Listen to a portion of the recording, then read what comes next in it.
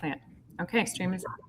Hello, everyone. My name is Rebecca Love. I am the director of the NAIIC program, and we are so excited to be here on nurse.org to engage with you all to discuss nursing and AI innovation and everything that is happening across this space. Today, it is such a pleasure to bring on Biraj Gand, who is joining us as our expert in residence from CHAI, one of the leading organizations in healthcare today that is actually driving the ethical and moral guidelines of how AI should be deployed across healthcare and further. So today, you guys, as you're joining us, throw questions in the chats, make comments. The truth is, this is your half an hour to engage with us on questions that you want to know about nursing, AI, healthcare, and everything that is rapidly developing in a place where there is largely no responsible governance structure regarding healthcare AI development outside of organizations pushing for it internally. So without further ado, I'm going to turn it over to Miraj to introduce herself and dive us into this conversation. Thank you so much, Rebecca. It's really, really great to be here. Sorry if my voice sounds a little bit congested. I am a bit sick, but it's so good to be here. I'm really excited to chat with folks about responsible AI and the role that nurses play. And I know you and I are going to have a chat after this. So I'm going to quickly present some slides and then we can get into the conversation. And mostly I would love to hear from folks who are here attending and hear more about what they feel and what they think and where they're at.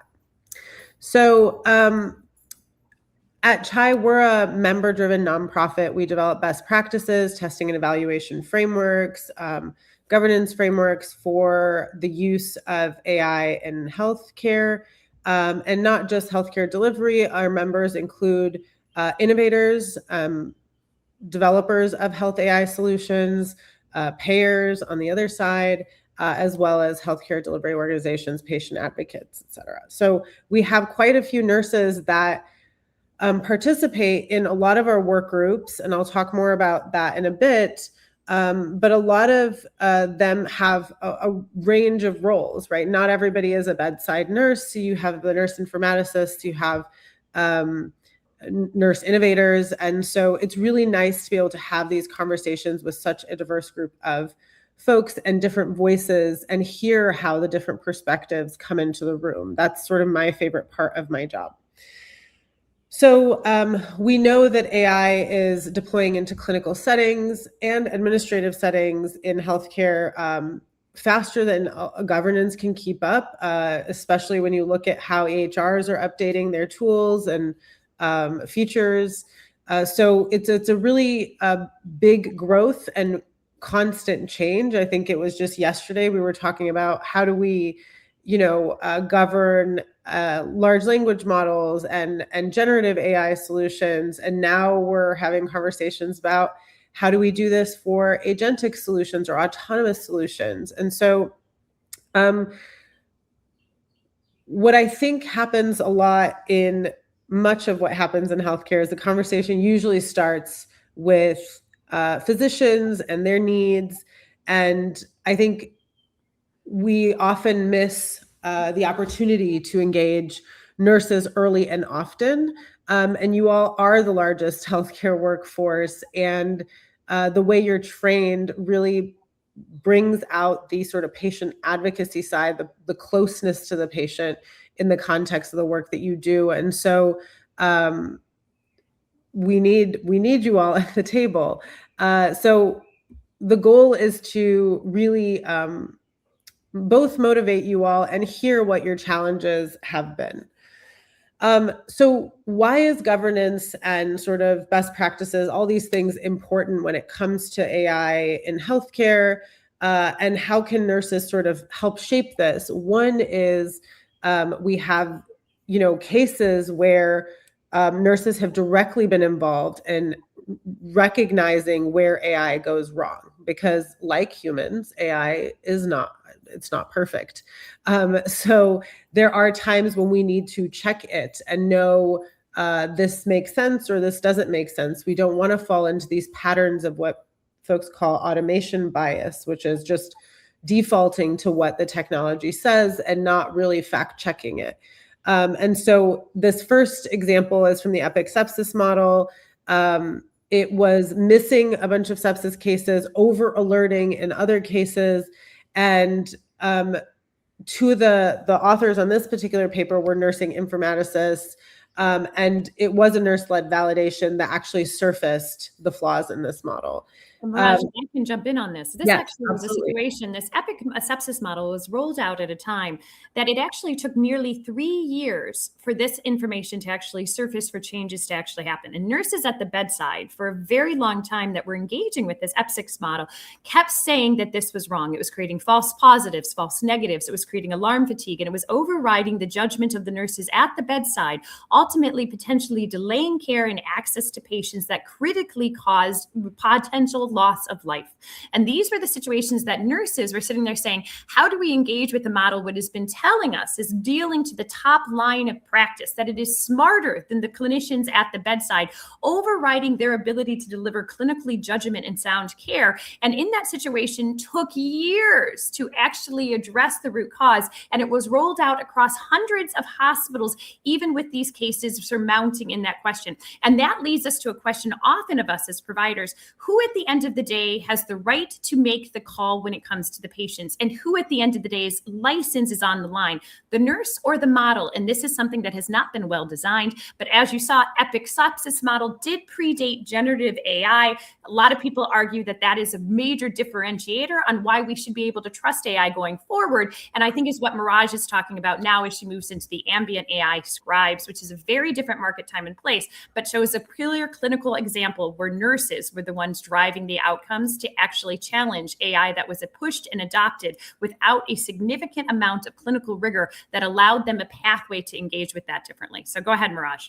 Yeah, and I think the reality is, even with clinical rigor, even with statistical and rigor, these models can drift over time. New patient populations come in, it is learning from the sort of environment, but maybe the prior information it has isn't relevant anymore. So it is possible that it can sort of misbehave, so to speak, over time. And this is why it's also important with AI to monitor them over time and not just kind of do a one-time validation. So in the case of the ambient AI scribes, there were potential errors that could have caused serious harm. And there were several cases where the nurses read the note and they picked up on things that were captured in the ambient note that weren't actually true. So it said in the note that patient denies chest pain, but patient just said the opposite. And so really helping to facilitate the accuracy of the information that is captured, because again, there's a lot going on and this isn't new.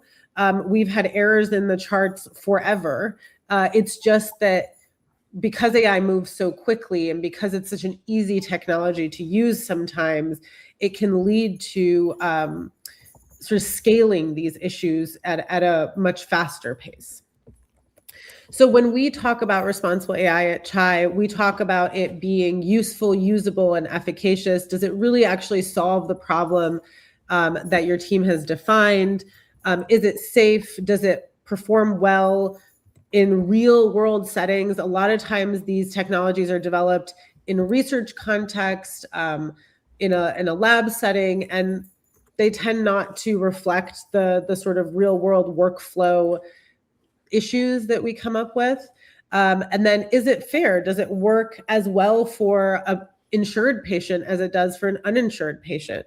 Does it work as well for a woman as it does for a man? And so these sorts of questions are important to ask when we think about the solutions that we're implementing.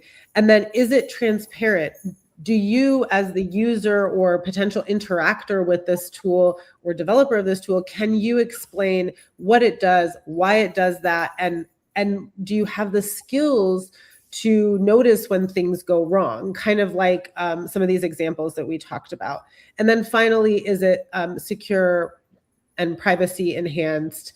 Because obviously this is patient data we're talking about, and we within the healthcare system and space have the responsibility to protect that.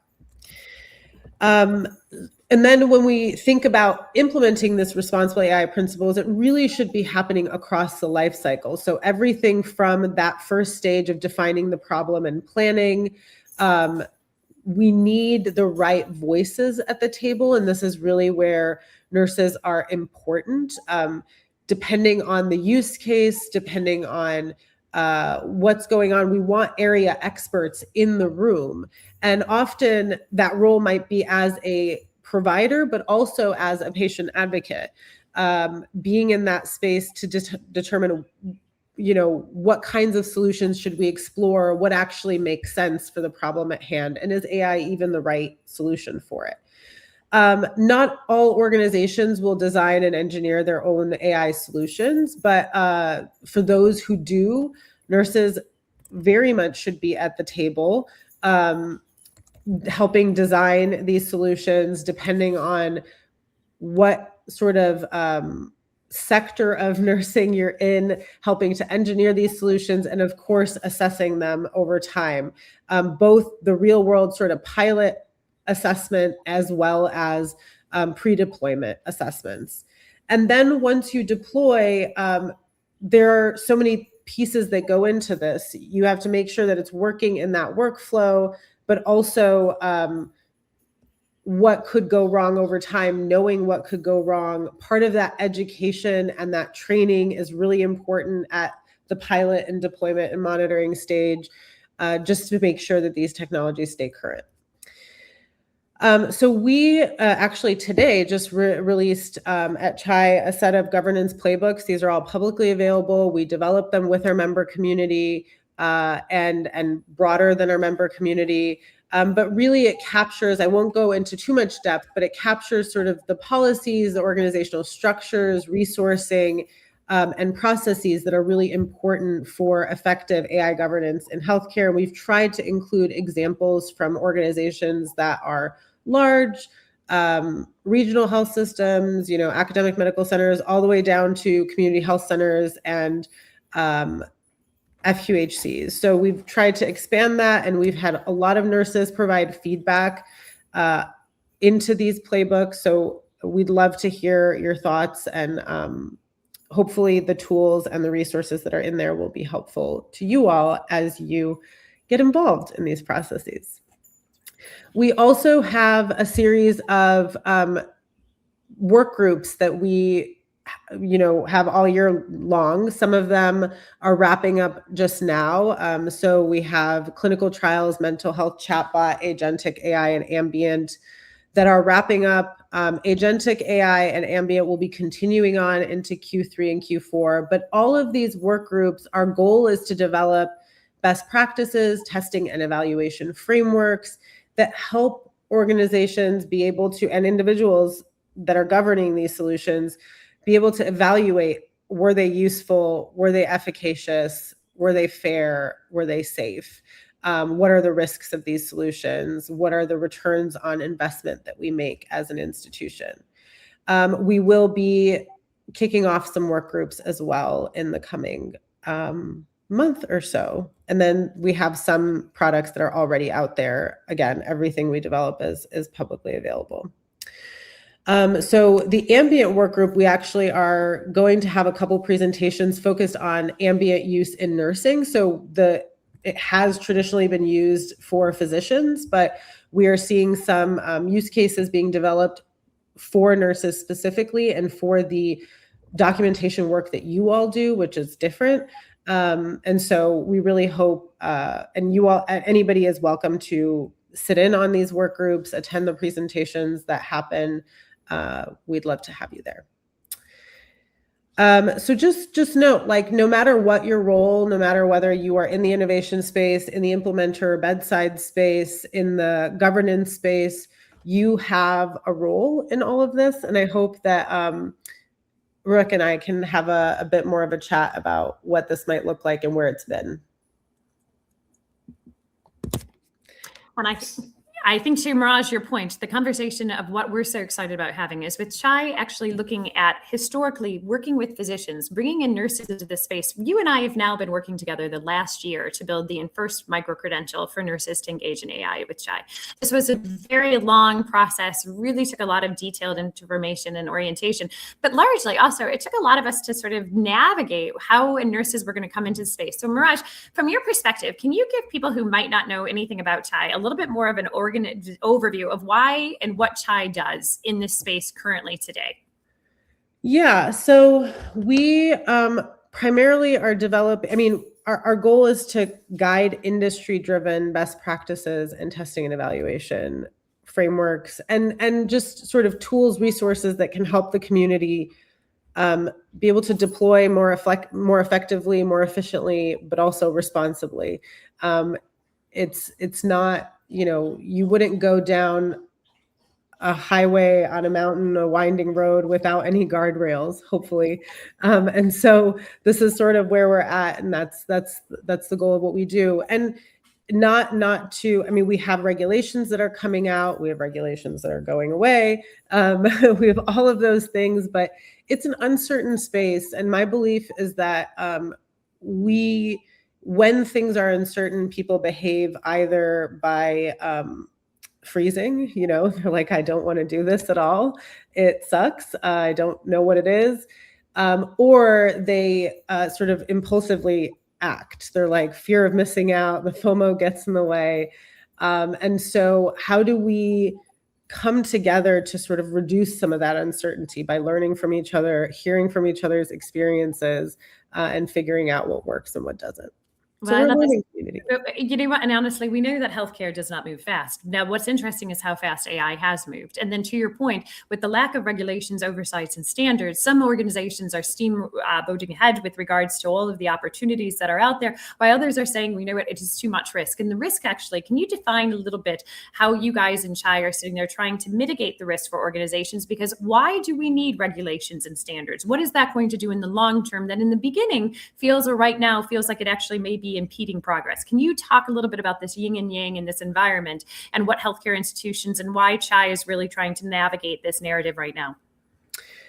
Yeah, so we don't consider ourselves regulations. I think in a fast-moving space, we want to stay agile. And so this is where this idea of a best practice comes in, or what I call current best practice, because tomorrow it could be different. So I think really a lot of the people think that governance or any sort of guardrails slows progress. And I think it actually saves us from making big mistakes that cost us lots of things. Money, trust. Trust is a really big one. We're at a time when, providers are the trust between patient and provider is decreasing. And so we really want to make sure that we can maintain these things over time. It's also helpful for identifying who's accountable if something goes wrong, right? And having the conversations about, what is reasonable to expect a human to be able to do when it comes to AI. What they don't know, they can't do anything about, right? So that's really important. And then I think it helps us prevent financial loss. I think for so many, forget AI, we've been bringing digital technologies into healthcare space for years. And how many of them are just sort of deployed in the setting, you get a notification via email that you now have to use this software or do this thing. You weren't involved at the table to decide whether this was the right choice. The person making the decision isn't in the clinical workflow, but you're forced to use it. So there's all those things that come up, and I think, and it leads to wasted time and money, because what happens is people will deploy things, nobody will use them, or they'll use them incorrectly, and it actually causes more harm than good financially for the institution, but also just in the trust that people have in that system. No, Miraj, I think you're making very good points. And I think for all of us that have been around, at least in the last decade, of healthcare transformation, population health rise, the millions of tech companies, I would honestly say millions at this point in time over the last decade, that ended up in graveyards that don't exist because they built products searching for problems that did not exist because they did not engage that front line. And I would say as a nurse for decades, what frustrated me most is technology would be rolled out that would promise to make less work for us, but always made more work for us, or actually worsened our workflows and actually impeded our progress. And I think there is hopes that AI is this opportunity to blow up healthcare and deliver. But also, I think there's a fundamental disconnect, Miraj, also in regards to the cost of AI. I think that there was a lot of speculation that AI was going to be cheaper than humans doing some of this work. And we're finding, as this is actually coming into production, many of those things, even in the course of the last week, by some of the leaders of NVIDIA and other organizations, are actually saying, actually, AI is going to be more expensive than most of your junior and mid-level people to operate, because to do agents well, the amount of interactions are highly costly. So can you explain a little bit, Miraj? There's co-pilots and there's AI prompting and there's all of these things. But to nurses, can you sort of explain the way in which this is engaging with nurses, and what are those terms that they should understand? But also perhaps some of this cost dynamic behind the space that is obviously, I think, the rubber meets the road when it comes to healthcare right now with regards to our current operating margins within healthcare and hospital systems nationally. Yeah, I mean, so without knowing specifics in terms of numbers, I can at least say that, using AI, generative AI especially, takes tokens, and every prompt you put in, every question you ask, how you ask the question, what you're asking it to do, uses up more or less tokens. And this is information that we're not necessarily told going into it. I mean, I had a conversation just the other day with my program manager where he was like, actually, if you output the file as an HTML, it uses fewer tokens than if you were to output it as a document. And it's like, well, that's good to know. I mean, and these things also have environmental impacts and all this other stuff. So, which again, impact health, right? So we don't really think about that full picture. So it's important to, when we talk about deploying these solutions, have the right training and education in place, so that the people using them actually know what works and what doesn't, what's going to cost more and what won't. And it shouldn't be about sacrificing quality for cost savings. Cost savings. I think that's the big thing at the end of the day. And Miraj, can you talk a little bit about this from the perspective, historically people will say to you, when you bring in a tool, it actually drives down costs. But the difference with AI is that even if you establish this tool, cost remaining of those workflows actually remain high, because you're not repeating a process that has a sunk cost. You're actually repeating a process that has an additional cost. So every time you run a workflow, it's not like you all of a sudden created a machine. So there's different types of AI, right? Yeah. Machine learning aid AI was if this, then that, largely created a cost containment. You built that workflow once, it would follow an algorithm that did not require any use of tokens because it had a process built into place that would allow that engagement to happen. Now, generative AI, following a very similar workflow that is based on Gen AI, creates a very different cost structure. And I think there is a lot of question of what is the future of AI going to look like? Does it need to be a combination of those that are hard-coded costs that don't repeat costs versus what's happening in Gen AI? And I think there's a lot of people confused by that. So Miraj, how are you guys looking at that? Yeah, I mean, there are several different ways that people can approach it. I think for the innovators in particular, or the people developing their own little agents like inside their workflows, I think it's important to note that not everything needs a large language model. So that's a big piece, right? Like unlimited information about everything on the internet and everything in the world is maybe not relevant if you're trying to solve a very narrow problem. And so there are small language models that you can use, models that are trained specifically on the content or data that is relevant. Let's say you have organizational policies and you want to make sure that something you do aligns with that. Train it on the organizational policies. You don't need the entire World Wide Web in there. Yeah, so like no Reddit threads necessary, right? So it's just knowing where to start and what to start with can really narrow that cost piece. And building in things like built-in prompts, commonly used prompts, things that rather than making it fully open-ended and the person's trying to figure out what to ask or how to ask it, put down what works and give people those options. Again, we are overburdened in the healthcare system, so nobody has time to think like, what's the best way to ask this question so that I reduce costs for the healthcare system? So there are ways that we can sort of contain some of that. The other hope is that, one example with ambient we heard on the physician side. So most organizations right now who are deploying ambient solutions are not requiring providers to see more patients. They're saying, here's the solution, do it. We want to keep you working here. We don't want you to leave us, which is a huge cost to the healthcare system as well.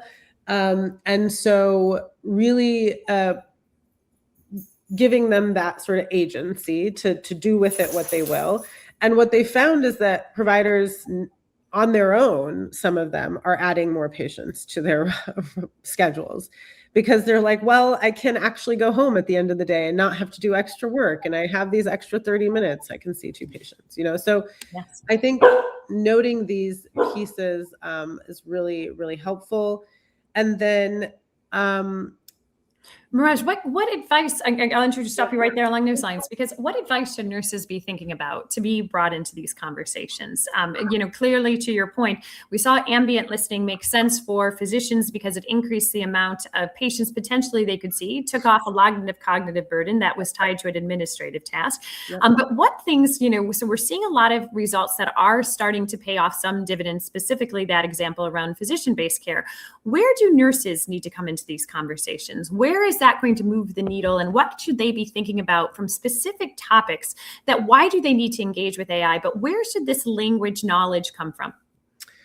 I mean, I think there's so many there are education opportunities. We'll talk about one at the very end to just get more insights into what's going on. Think about the use cases that lead to cost within your organization, that whether it's something about the workflow that then leads to a patient staying longer at a hospital, or what is it about what you guys are doing on the ambulatory side that could prevent sort of ER admissions, right? So like, where are some of these gaps, and thinking about how to solution in those spaces where in fact, part of the goal is to both improve the problem space that you're dealing with and provide some sort of cost savings at the end of the day.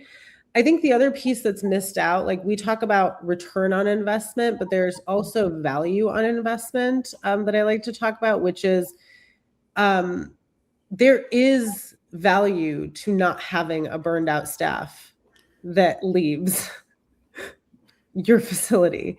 It costs a lot to train, to hire, to train, to do all those things.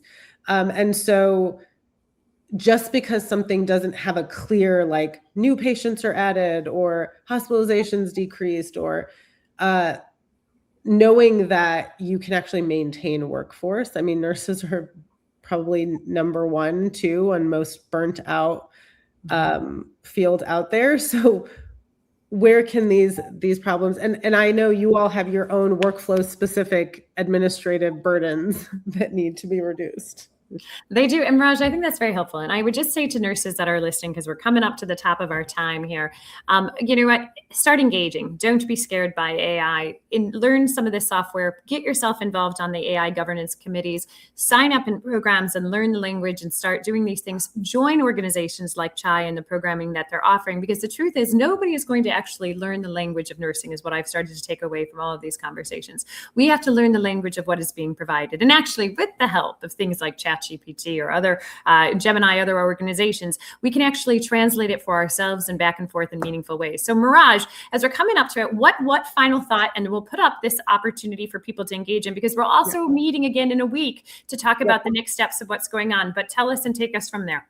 Yeah, so we have partnered with FSU to develop a responsible AI nursing curriculum. So if we could put up that information. There's also the nursing AI and AI and Innovation Consortium. So we'd love folks to participate there. I think those are two big ones. Our next presentation is going to be led by our head of operations and legal counsel, Brenton Hill. He is going to be talking more about compliance side of things and sort of the legal implications of some of these things like data use, data privacy. I know that's a big concern across folks. So yeah, I think that's kind of where next steps are. And please engage, even if it's not participating in a work group, even if it's just let's have a chat. We do these all the time just to help folks figure out what resources we have, what could be helpful. So yeah, would love to speak with folks. And if there are any questions, happy to answer them. And next week, you guys, we plan on running for an hour because we think the issues of the legal and responsible AI, as well as data, is one of the most concerning issues that are pressing everyone on who owns it, who operates it, and who's held accountable. And how should you be deploying AI safely within your healthcare systems? And what is going to become the standards, even in the lack of federal regulations on this space? What is going to happen in the legal realm? Who is going to be sued and who ultimately is going to be the one held the bag, owning what is going to be happening in those? So you guys, thank you for coming and joining us. If we can share the one more slide, if anyone is looking for a quick micro-credential that you can actually learn to do, we have 7 different sessions on it. That means you can learn on your own. It's going to be one that is actually going to be engaged. We'll share it again next week. If there's an FSU, Chai developed the first micro-credential for nurses in the world to actually learn and meet what we consider the top line standards as they exist today for best practice for nurses to engage in these conversations and get access to the education they need to be successful. Thank you guys all for tuning in. We look forward to seeing you next week for more of a deep dive, and we will open it up for more questions. Please, next time, drop questions in the chat for any of us to engage. Mirage, thank you for being here. Everyone, thank you for having me. See you in a week. Yep. Thanks so much. Take care. Bye, everybody. Bye.